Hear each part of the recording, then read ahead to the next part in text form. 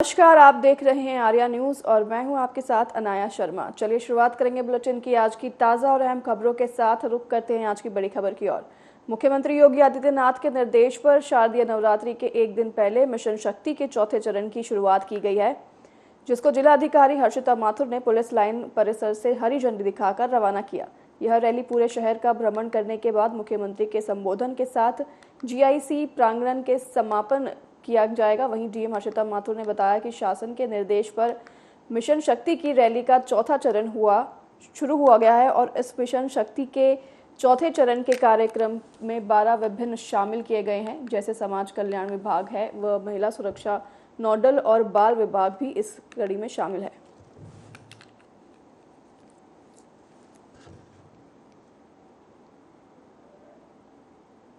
आज वर्तमान में हम लोग सभी यहाँ पुलिस लाइन पर उपस्थित हैं, जहाँ पर मिशन शक्ति जो कि शासन की शीर्ष प्राथमिकता का कार्यक्रम है, उसके अंतर्गत रैली के माध्यम से आज इसका शुभारंभ हम लोगों ने यहाँ पर किया है। और ये रैली जो है यहाँ पुलिस लाइन से शुरू होकर के जीआईसी ग्राउंड पर ख़त्म होगी, जहाँ पर इस मिशन शक्ति के जो प्रमुख घटक हैं 12 विभाग हैं, उनके सहयोग से जो कार्यक्रम यहाँ पर किए जा रहे हैं और आगे निरंतर करवाते रहेंगे, उन सभी के संबंध में वहाँ ये कार्यक्रम होगा। और जितने भी हमारे विभाग हैं, जैसे समाज कल्याण है, महिला सुरक्षा जो है उसमें नोडल है, और हमारे जो अन्य विभाग हैं जैसे कि महिला कल्याण हो गया, बाल विकास हो गया, समाज कल्याण है और प्रोबेशन विभाग है, जिनसे महिला सुरक्षा और महिला कल्याण की विभिन्न स्कीम्स चलाई जाती हैं, उन सभी विभागों के साथ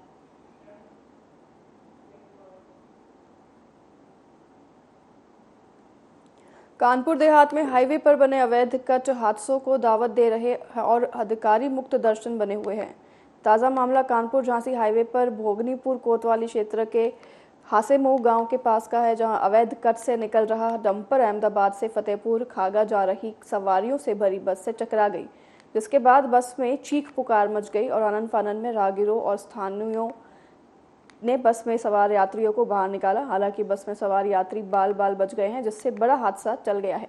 सूचना पर पहुंची पुलिस ने सभी यात्रियों को सुरक्षित रवाना किया। वहीं अवैध कट के चलते कई हादसे हो चुके हैं, जिसमें कई लोगों की जान भी जा चुकी है। कहाँ से कहाँ जा रहे थे? अहमदाबाद से खागा जा रहे थे। ये हादसा कैसे हुआ? गाड़ी अपनी साइड आ रही थी और उधर से कट में रोम घाट से आगे से डंपर घुसाया, डंपर वाला। यात्री कुछ भयभीत नहीं हुए? हाँ, कुछ यात्रियों को नहीं हुआ। रवि सर ने लिखी है खबरें।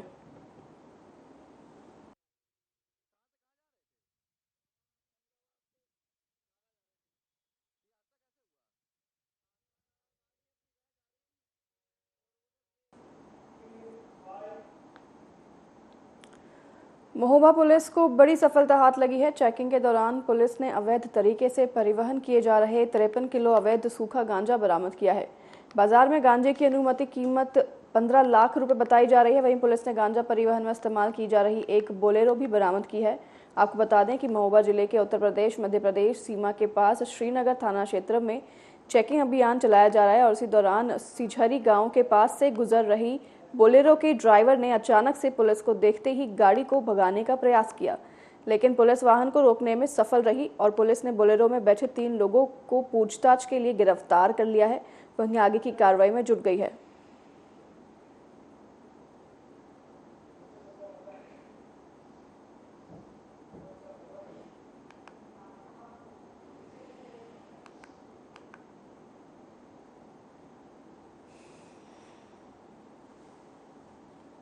देखिए, श्रीनगर पुलिस व एसओजी महोबा को आज बहुत बड़ी कामयाबी मिली है।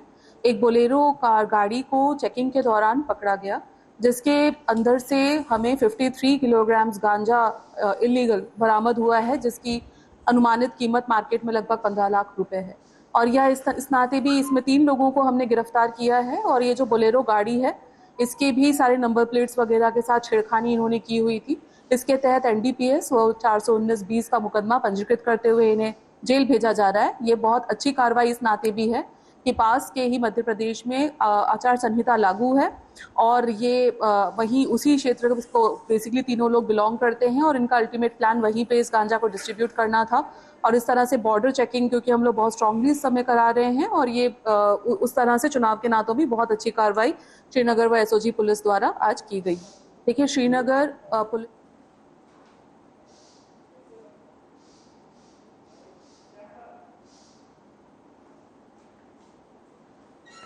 अगली खबर प्रतापगढ़ के लालगंज कोतवाली से है, जहां ज्वेलर से अज्ञात बदमाशों ने तमंचे के बल पर लूट की घटना को अंजाम दिया है।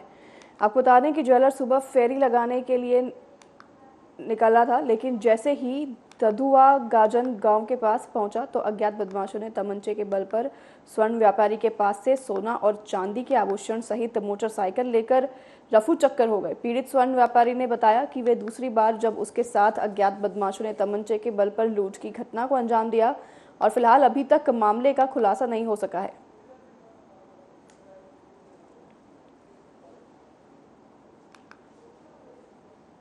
हम सुबह 7 बजे घर से निकली हैं फेरी। जीवन के पूर्वज जात रहे तो आइंस्टीन स्कूल के पहले 100 मीटर पहले 3 जने मोटरसाइकिल से आए हैं, हमरे पीछे लगा रहे। ओके बाद गाड़ी हमारे रोकाई के कट्टा लगाई के हमारे 6 किलो चांदी 150 ग्राम सोना मोटरसाइकिल हमारे छोड़ रहे हैं। हम जीवन के पूर्वज जा रहे हैं सामान दिए। आप सराफे के व्यवसाय करते हैं? हाँ, सराफा के। अच्छा, तो आप गांव-गांव घूम के व्यापार करते हैं? फेरी कई के बेची थी। अच्छा, फेरी करके बेचते हैं। आर्डर वाला काम करी थी। ये आपके साथ पहली घटना हुई है? इसके पहले भी आपके साथ घटनाएं हो चुकी हैं? 3 घटना हो गया है। दुकान में सेन काट के लूट ले हैं, बेलहा में 1 बजे दिन में कट्टा लगा के मार के पैर हमारे तोड़ के पूरा लूट ले हैं। गाड़ी नहीं लूटे रहे, सामान पूरा ले रहे हैं। हाँ। अच्छा, नहीं तो जब इतनी घटनाएं आपके साथ पहले भी हो चुकी हैं, फिर भी आप ऐसा व्यापार क्यों करते हैं? हमारे पढ़े लिखे नहीं ना, हमारे पास कोनो और जुगाड़ नहीं, ना दुकान चौराहे में नहीं, ना मकान हमारे चौराहे पे है, यही बिना फेरी करी थी। अच्छा, कितना माल था? 6 किलो चांदी रही है, माने चांदी का माल, पायल, चुटकी, चोटी फूल, हाथ फूल, बिछिया, अंगूठी, सोने के झुमका, लॉकेट, मंगलसूत्र, झाला, बाला, कील 150 ग्राम। हम सुबह 7 बजे घर से निकली हैं फेरी। जीवन के पूर्वज जात रहे तो आई।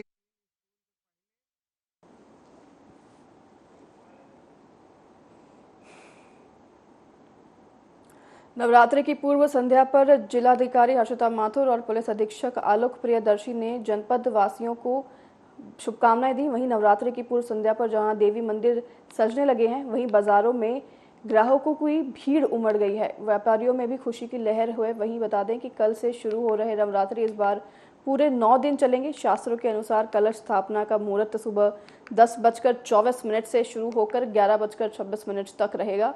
वहीं जिला प्रशासन भक्तों की सुरक्षा के लिए पूरी तरह से तैयार है और पुलिस के साथ साथ महिला पुलिसकर्मियों को भी मंदिर के बाहर सुरक्षा में तैनात किया गया है, ताकि मंदिर आने वाले भक्तों को किसी तरह से कोई भी परेशानियों का सामना नहीं करना पड़े।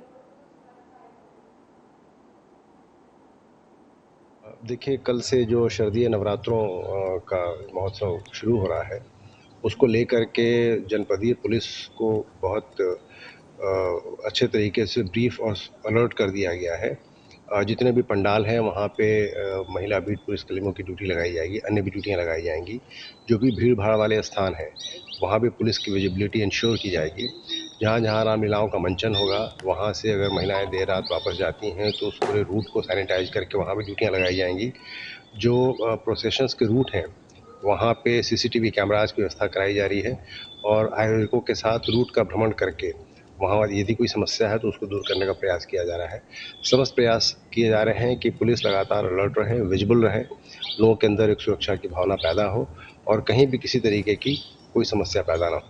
देखिए, जैसा आप लोग जानते हैं, पराली प्रबंधन के संबंध में जनपद में सारी तैयारियां कर ली गई हैं और इसमें 2 विषय पे प्रमुख रूप से कार्य किया गया है। एक तो जो हमारे कृषक साथी हैं उनके संबंध में उनको जो बताना है, उनकी जागरूकता की गोष्ठियां यहाँ जनपद में कर ली गई हैं, जिससे कि जो पराली का मैनेजमेंट है या प्रबंधन है वो इन सिटू हो या एक्स सिटू हो, यानी कि चाहे वह खेत में किया जाना हो बायो डिकम्पोजर्स के माध्यम से और या फिर किसी बाहर जगह पर ले जाके उसका प्रबंधन किया जाना हो, उसके संबंध में उनको जागरूक भी किया है, बताया भी गया है और जो कृषि संयंत्र इनको दिए जाने उसके संबंध में भी जागरूकता की गई है।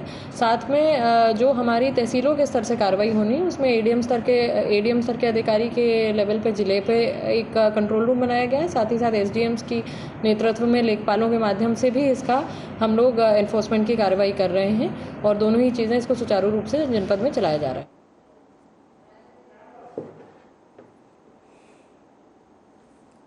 Punjab state power corporation limited के तरफ से एथलीट मीट्स का आयोजन किया गया, जिसमें 10 राज्यों के खिलाड़ियों ने भाग लिया। पंजाब के खेल मंत्री मीत हेयर ने समारोह में पहुंचकर इसका उद्घाटन किया। वहीं इस मौके पर कैबिनेट मंत्री मीत हेयर ने कहा कि पंजाब राज्य बिजली बोर्ड का इतिहास गौरवमय रहा है। पहले भी बिजली बोर्ड ने कई नामी खिलाड़ी देश को दिए हैं और मुझे उम्मीद है कि 10 राज्यों से आए खिलाड़ी भी पंजाब से अच्छा तजुर्बा लेकर वापस जाएंगे। खेल मंत्री ने आगे कहा कि पंजाब के मुख्यमंत्री भगवंत सिंह मान का सपना भी यही है कि पंजाब के खेलों को प्रोत्साहित किया जाए और जिस भी विभाग में खेलों के लिए अच्छा काम हो उसे और भी आगे बढ़ाया जाए।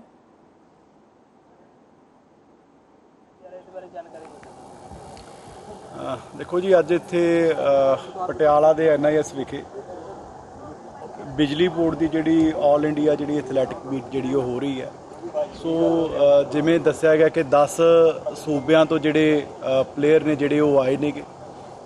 सो अज इत्थे जिहड़े एथलैटिक जिहड़ी मीट जिहड़ी है हो रही है। सो मैं बतौर स्पोर्ट्स मिनिस्टर पंजाब मैं जिहड़े सारे जिहड़े खिडारी दूसरे सूबियां तो आए उन्हां दे इत्थे पहुंचण ते स्वागत करदा ते उम्मीद करदा कि पंजाब तो अच्छा एक्सपोजर अच्छा एक्सपीरियंस लैके वो इत्थों जाणगे, क्योंकि पंजाब का जिहड़ा बिजली बोर्ड है वो बिजली देण दे नाल इहने पंजाब नूं बहुत वड्डे वड्डे जिहड़े खिडारी है वो भी दिते है। रीसेंटली जिहड़ा एशियन गेम्स दे विच मैडल आया साडे पंजाब दी धी हरमिलन बैंस।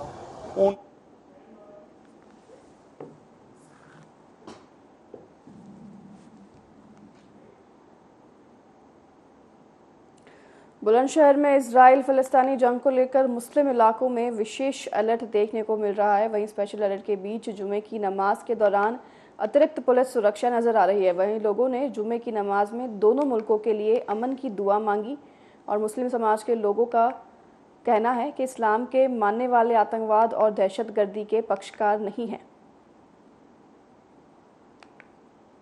हम तो लोगों के साथ खड़े हैं जहाँ भी दुनिया के अंदर मजलूमों पर जुल्म हो रहा है, हर मुज़ालिम के खिलाफ। अब हमास अगर किसी बेकसूर या औरतों या बच्चों या बूढ़ों को मारता है तो हम उनके साथ नहीं हैं।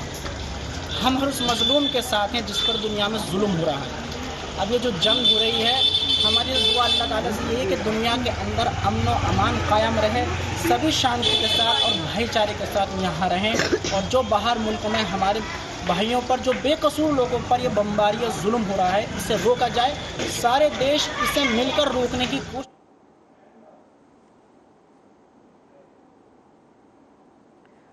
हमीरपुर में खनन काम शुरू होते ही खनन माफियाओं का तांडव जारी हो गया है। खनन माफिया दिन रात प्रतिबंधित पोकलैंड मशीनों से अवैध खनन कर रहे हैं और एनजीटी के नियमों को ताफ पर रखकर नदी का सीना चीरकर लाल सोना निकाल रहे हैं। हमीरपुर में दिन रात अवैध खनन का कारोबार चल रहा है और पूरा मामला सरीला इलाके में संचालित भेड़ी जलालपुर खंड का है, जहां पर अवैध खनन खुलेआम चल रहा है।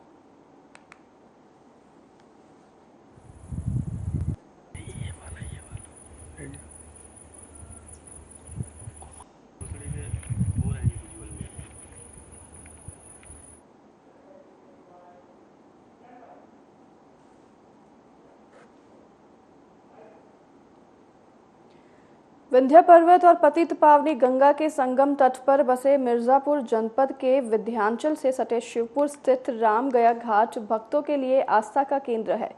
वेदों और पुराणों में इस स्थान की महिमा का वर्णन मिलता है। त्रेता युग में रावण वध के बाद मुनि ऋषि के निर्देश पर भगवान राम ने माता सीता और भाई लक्ष्मण के साथ आकर अपने पिता राजा दशरथ के पिंडदान यहाँ पर किया था और आज भी यहाँ वह रिश्ता शिला स्थित है जहां भगवान राम के बाएं पैरों के निशान मौजूद हैं। पितृपक्ष की अमावस्या पर्व पर लाखों की तादाद में श्रद्धालु अपने पूर्वजों का पिंडदान करने यहां पहुंचते हैं और ऐसी मान्यता है कि पिंडदान करने का जो फल विष्णुपद गया में मिलता है वह फल विंध्याचल के शिवपुर स्थित रामगया घाट पर किए गए पिंडदान से मिलता है।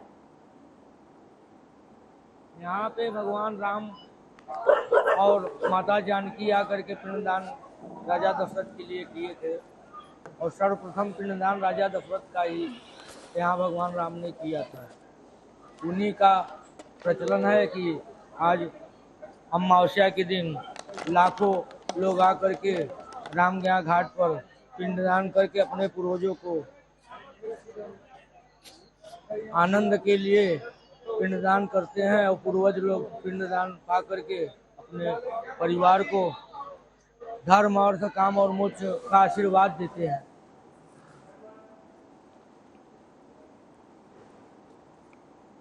रामनगरी अयोध्या में श्री राम जन्मभूमि तीर्थ क्षेत्र ट्रस्ट के तत्वाधान में राम मंदिर आंदोलन में शहीद राम भक्तों की आत्मा की शांति के लिए सरयू तट के किनारे स्थित राम की पेड़ी परिसर में दीपदान कार्यक्रम का आयोजन किया गया। कार्यक्रम के दौरान श्री राम जन्मभूमि तीर्थ क्षेत्र ट्रस्ट के तमाम पदाधिकारी मौजूद रहे। वहीं दीपदान कार्यक्रम से पहले श्री राम जन्मभूमि परिसर में श्राद्ध कार्यक्रम और तर्पण कार्यक्रम का आयोजन भी किया गया, जिसके बाद एक भंडारे का भी आयोजन हुआ जिसमें ट्रस्ट के पदाधिकारी और अन्य सदस्य शामिल रहे।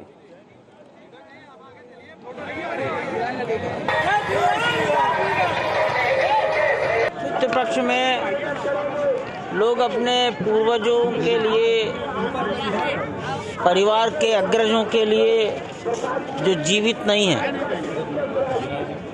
अपनी श्रद्धाएं व्यक्त करते हैं। जहाँ रहें वो सुखी रहें, उनका आशीर्वाद वर्तमान पीढ़ी को मिलता रहे।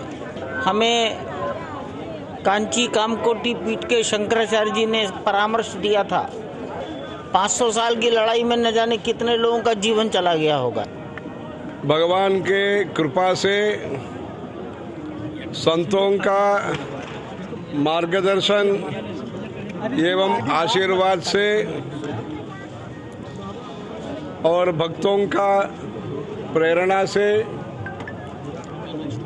जनसामान्य के जागृति से, न्यायालय के निर्णय एवं अनुमति से, सरकार का सहयोग से अयोध्या में 300 या 400 वर्षों का जो प्रयास है, हाँ ठीक है, वो 1500 से मतलब वैसे 500 वर्षों का जो प्रयास है, अथक प्रयास है, ये जो कार्य है संपन्न हुआ है। जो अयोध्या का जो जन्मस्थान का निर्माण हो रहा है वो निर्विघ्न होना, और उसके लिए जिन लोगों ने त्याग किया, उनका जो कष्ट का अनुभव किया और संकल्प किया, ऐसे लोगों को हुतात्मा जो है उनको शांति प्राप्ति के लिए।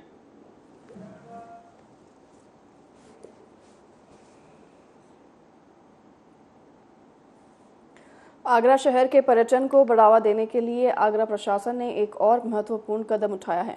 ताज महोत्सव समिति के माध्यम से ताज कार्निवल का आयोजन किया गया। वहीं यह कार्निवल भारतीय कला, शिल्प और व्यंजन पर आधारित है। यह कार्निवल प्री ताज महोत्सव का स्वरूप है। ताज कार्निवल का आयोजन 17 अक्टूबर से शुरू होगा, जो 10 नवंबर तक चलेगा। इस ताज कार्निवल को ADA hotel and restaurant association, Taj Mahotsav समिति और जिला प्रशासन के सहयोग से संपन्न कराया गया। वहीं इसकी जानकारी आगरा मंडल आयुक्त ऋतु महेश्वरी ने एक प्रेस वार्ता के दौरान दी। कर रहे हैं कुछ स्टॉल्स से 10 नवंबर तक यहाँ पर शिवग्राम में ताज महोत्सव समिति द्वारा ताज कार्निवल का आयोजन किया जा रहा है। ये प्रशासन का संयुक्त प्रयास है, इसमें विभिन्न विभागों के माध्यम से इसको कल्चर और आर्टिजन इन तीनों का कन्वर्जेंस करते हुए एक फेस्टिवल के रूप में चलाया जा रहा है। जो आगरा का फेमस ताज महोत्सव है वो फरवरी में होता है और उसमें काफ़ी नेशनल और इंटरनेशनल टूरिस्ट आते हैं। आगरा ऑलरेडी इंटरनेशनल सिटी है और यहाँ टूरिज्म को और बढ़ावा देने के लिए हम लोग लगातार सुबह से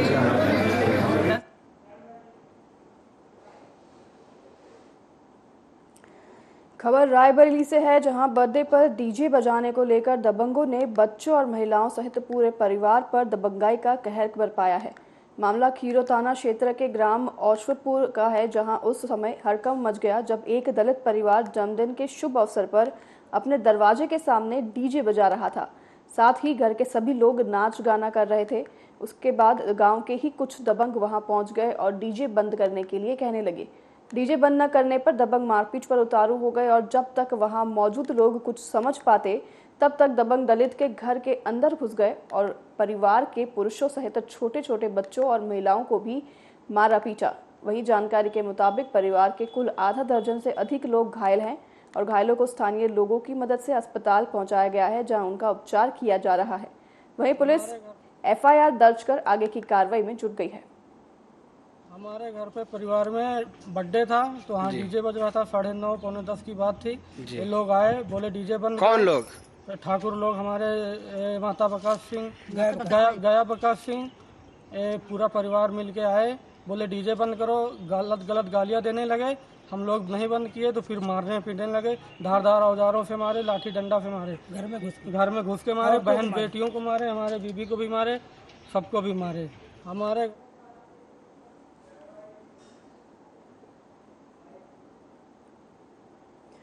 मैनपुरी के रिजर्व पुलिस लाइन के प्रांगण में महिला सशक्तिकरण को लेकर एक कार्यक्रम के साथ महिला सशक्तिकरण जागरूकता रैली का भी आयोजन किया गया, जिसमें शिरकत करने पहुंचे पर्यटन एवं संस्कृति मंत्री ठाकुर जयवीर सिंह ने मौजूद महिलाओं को संबोधित किया और वहीं उन्होंने रैली में शामिल महिला पुलिस कर्मियों के अलावा स्वास्थ्य एवं शिक्षा विभाग की महिला कर्मियों को हरी झंडी दिखाकर रवाना किया। वहीं मीडिया से रूबरू होते हुए उन्होंने कहा कि सनातन परंपराओं में हमेशा महिला शक्ति को देवी रूप में माना गया है। भारत देश की संस्कृति है कि हमेशा देवी की पूजा करने का काम किया जाता है, जिसको लेकर उत्तर प्रदेश सरकार के नेतृत्व में पूरे प्रदेश में महिलाओं को जागरूक करने के लिए जागरूकता रैली का आयोजन किया गया है।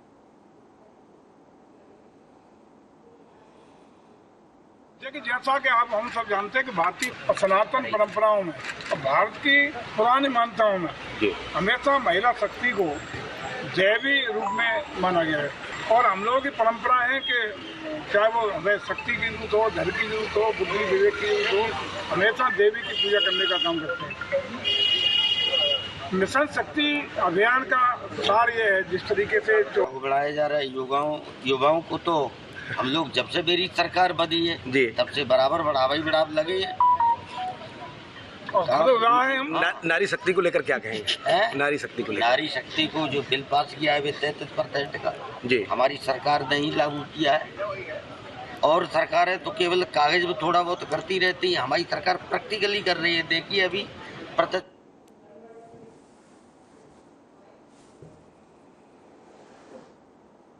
कानपुर देहात के अकबरपुर कोतवाली के निरंजनपुर गांव के पास बिना मानक के संचालित एक फैक्ट्री में आग लग गई, जिसके बाद आग ने विकराल रूप ले लिया।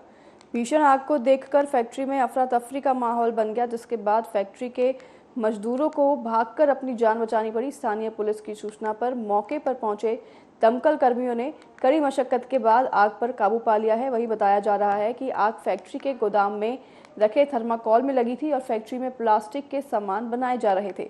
वहीं मिली जानकारी के अनुसार फैक्ट्री बिना रजिस्ट्रेशन, बिना किसी मानक और फायर अधिकारी और कर्मचारियों की संगत जांच के बिना एनओसी के ही चल रही थी। ये बाबा आनंदेश्वर इंडस्ट्रीज एलएलपी के नाम से है। ये इंडस्ट्रीज अभी जैसा कि बताया गया 17 सितंबर से ये ट्रायल में यहाँ पर कुर्सी और फोम की सीट बनती थी, जिसमें जहाँ इनका एक गोदाम है, फोम की सीट जहाँ रखी थी वहीं पर आग लगी है। ये अभी आग लगने का क्या कारण रहा ये जानकारी मिली है। सर, इस फैक्ट्री का क्या आपकी तरफ से कोई एनओसी दी गई है? नहीं, अभी इसकी कोई एनओसी नहीं हुई है और इसमें जो है इसे न प्रोविजनल हुई है न कोई फाइनल हुई।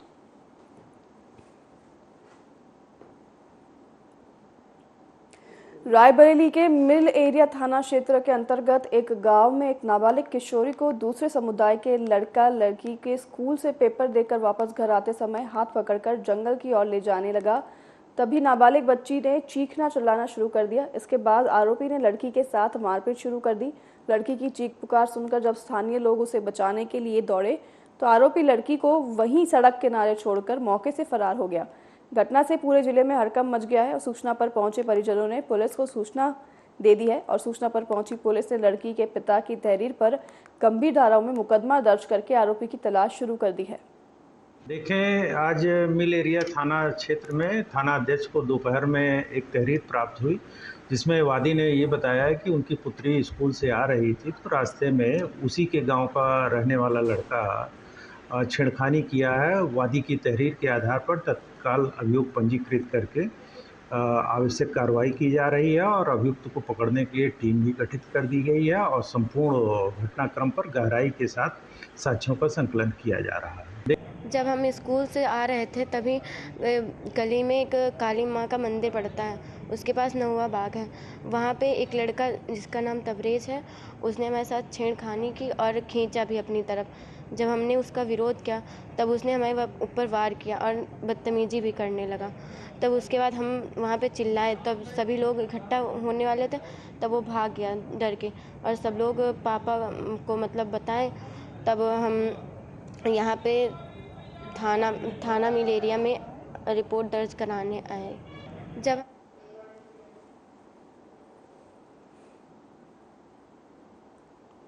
बिजनौर धामपुर थाना क्षेत्र के ग्राम मिल्क तखवाली में एक बड़ा हादसा हुआ है, जहां पर लोगों को पुलिस ने भाई को मौत के घाट उतार दिया है। बिजनौर की एक खबर है, जहां पर शुक्रवार की देर रात शराबी भाई ने शराबी भाई को मौत के घाट उतार दिया। घटना को अंजाम देने के बाद मृतक के शव को अपने घर से करीब 50 मीटर की दूरी पर कूड़ी के ढेर पर सड़क के किनारे फेंक दिया था, जिससे उस पर किसी को शक ना हो। घटना के बाद गांव में सनसनी फैल गई है। वहीं सूचना पाकर पुलिस मौके पर पहुंची है और पुलिस ने मृतक के शव को कब्जे में लेकर पोस्टमार्टम हेतु बिजनौर भेज दिया है। आज सुबह सूचना मिली है लगभग 5:30 बजे कि मिल्क तखवाली में एक व्यक्ति को हत्या कर दी गई है। इस संबंध में सूचना के आधार पर तत्काल पुलिस मौके पर पहुंच करके विधिक कार्रवाई की जा रही है। कोई ऐसा निशान मिला था जिससे जानकारी मिली? तहरीर नहीं आई है, इसके बच्चे बाहर गए हैं, उनके भाई लोग वहाँ रहते हैं। तहरीर प्राप्त होती है एफआईआर दर्ज करके।